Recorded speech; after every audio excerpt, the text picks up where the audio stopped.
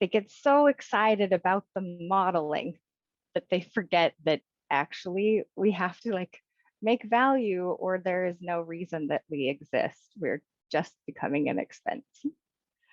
So I've had to have those conversations before. I know this is exciting, but there is a balance between figuring out a really cool way of doing this and giving real value without taking too much time.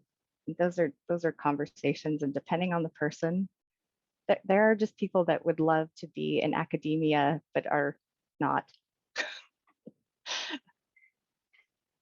So some of the PhDs I have had more of that with. And I think that's just because like you've been in school forever, that is what you do. So, but oh, you know what? I had one other thought because we're still talking.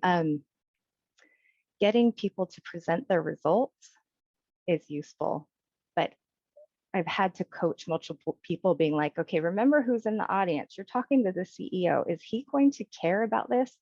No, he cares about his financials showing this, this, and this. So how can you relate this back? Instead of spoon feeding it though, like you got to get them to actually understand how to do that, which takes time.